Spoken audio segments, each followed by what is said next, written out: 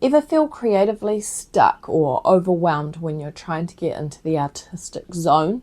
One of my favourite ways to get into the creative flow really quickly or begin a day in the studio is with a quick 10 or 15 minute mark making session. I'll take you through my easy process and show you how creative play can help you get in the right mindset. All you need is some white paper, acrylic paint, and a bunch of random objects. Just raid your recycling bin, that's where all the good stuff is.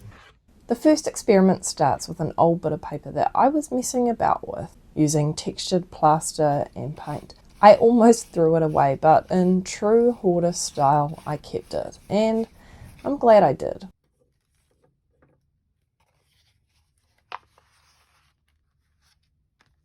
So when you're making a print or impression of something like I am here, it's really great to keep exploring the same process by making a print 2 or 3 or 4 times.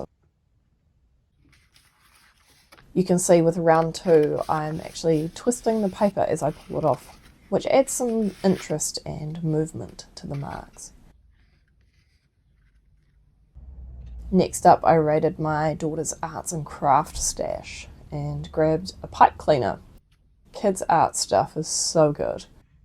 I'm loading the pipe cleaner up with paint and I'm placing it around the paper, exploring different pressures. At first here, I'm struggling to switch my brain off, but the longer I'm continuing to play, I'm really letting go, tuning into the properties of the pipe cleaner.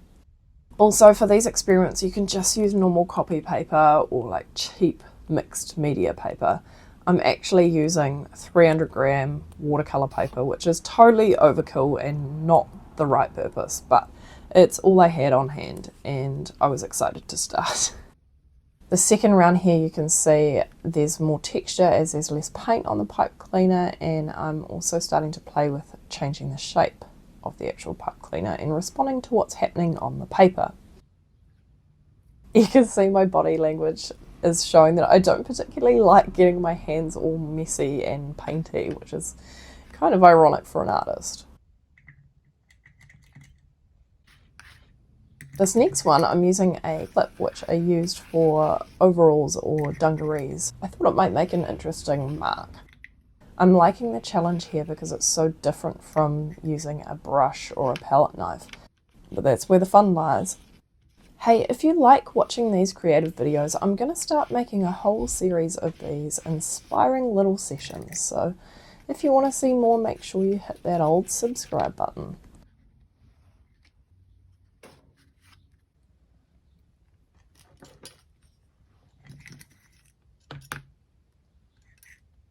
This one is my favourite. I've grabbed some old toggles which were in my sewing stash from my fashion industry days. Side note, if you want to hear more about my creative story and my background, here's the link, or you can find it in the description below. So these draw cord ends are cone or conical shaped, and they're making really fun marks. This is the point where I really start to feel in the creative flow. I actually created a bunch more of these because I was having so much fun. The main point of this exercise is to not try to actually make anything and just think about the marks or the shapes that are being made on the paper or how the object feels in your hand. Seriously, anybody can do this and it's so much fun.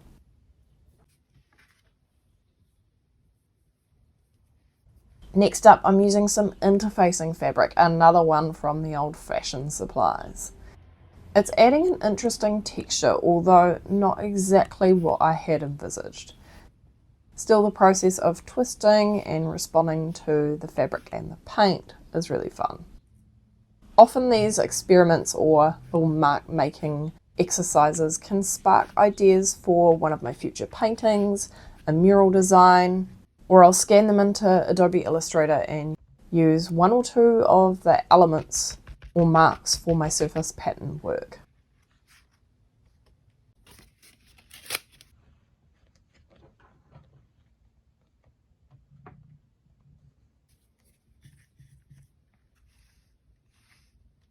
For the next piece, I raided the good old recycling bin.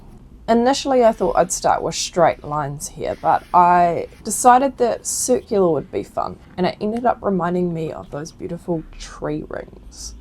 Things I'm thinking about are changing the amounts of pressure, the amount of paint, techniques like twisting or smearing, maybe using some big movements or small movements.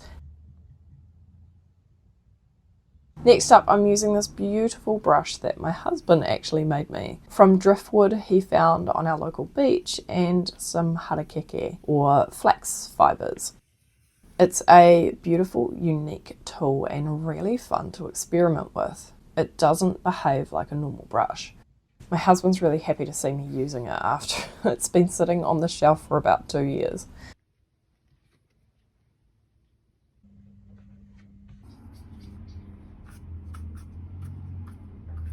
I had a little coffee break here and washed my hands, and I'm trying another round with this beautiful brush. It's so unconventional and really helped me to tap into responding to the connection between the brush, the paint and the paper.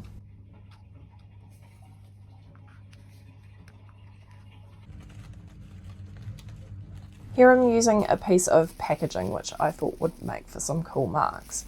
This one didn't turn out how I expected, but one or two of these elements could look cool as a background or maybe an Adobe Illustrator brush. I have a whole stash of these little experiments now, and sometimes I use them for collage, or when I'm looking at making some abstract shapes, I use that for inspiration or a starting point.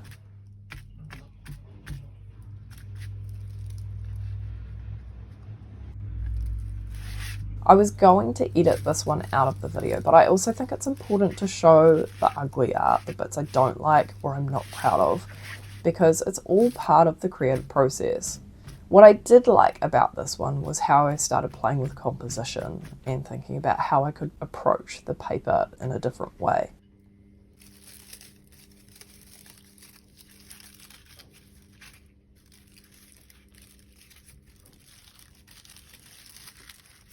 Painting without a brush is so fun. Using different materials, even weird bits and pieces, will now make you look at everyday objects so differently.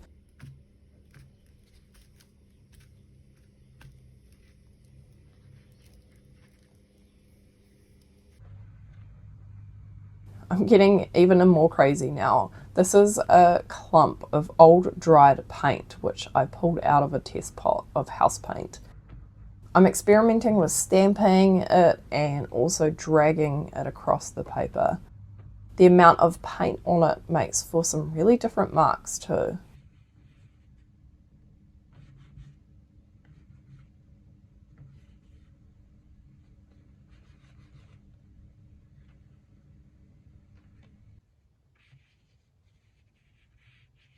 Now I got inspired by the piece of card laying underneath everything.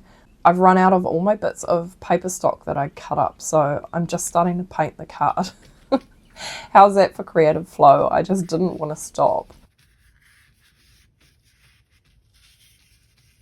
I'm also painting around the dungaree clip and thought that it kind of looked a little bit like a bear or a tiger. It was really cute. Remember, it's not about making perfect art. It's enjoying the process and discovering new things. I'd love to know which one was your favourite, or which tool inspired you to have a go at mark making. This creative exercise is a huge part of my art practice and really helps me to get into the creative flow, even if it's just for, say, 10 minutes at the beginning of my studio day. And here's that link to me becoming a full-time artist in my sewing stash.